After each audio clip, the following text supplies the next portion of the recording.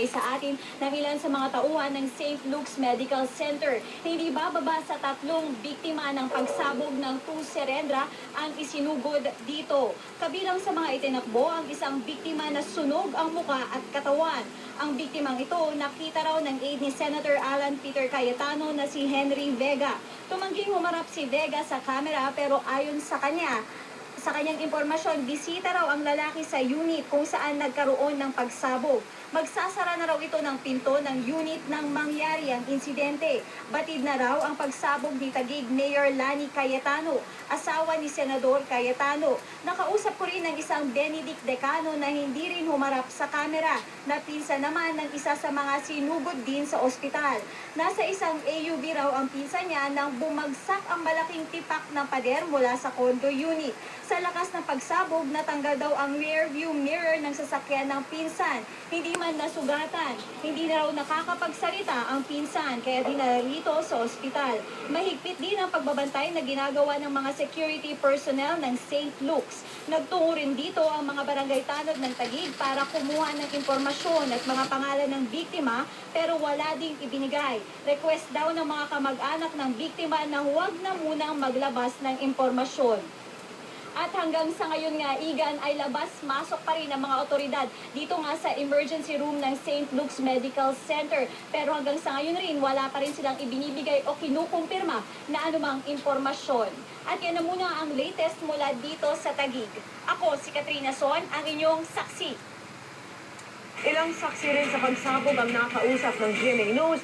Kabilang na po ang isang nakakita ng mismong pagpagsak ng tipak ng pader sa delivery van. Ang mga residente naman sa apektadong condominium building, inilikas na. At live na sa Taguig, saksi si Aubrey Carapel. Aubrey?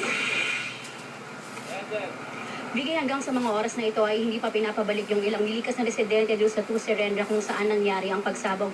Samantala, may mga nakausap naman tayong saksi at nagkwento tungkol sa nangyaring pagsabog. Bandang alas 8 ng gabi nang mapadaan daw sa tapat ng Tuserendra Condominium sa Bonifacio Global City ang sinasakyang jeep ni Eric nang bigla raw silang nakarinig ng malakas na pagsabog. Kitang-kita raw niya nang mabagsakan ng gumuhong pader ang sumabog ng condominium unit ang delivery truck ng isang appliance center.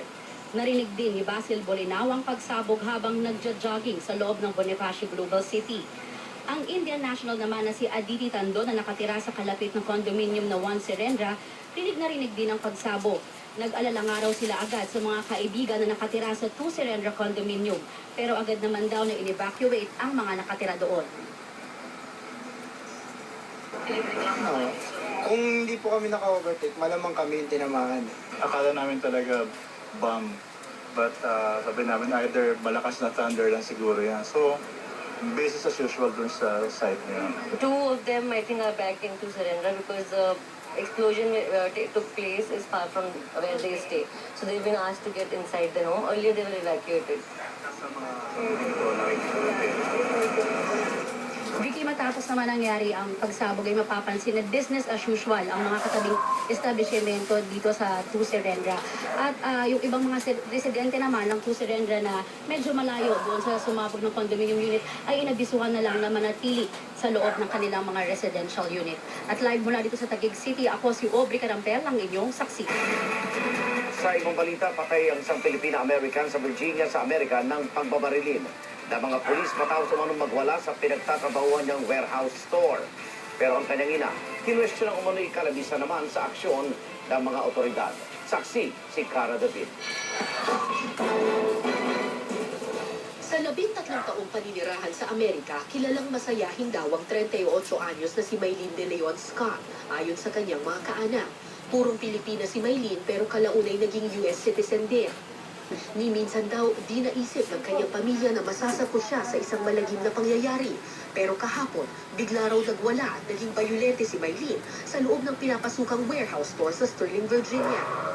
Sinasabing may hawak siyang kutsilyo at saka gunting and was threatening fellow employees. Then dumating yung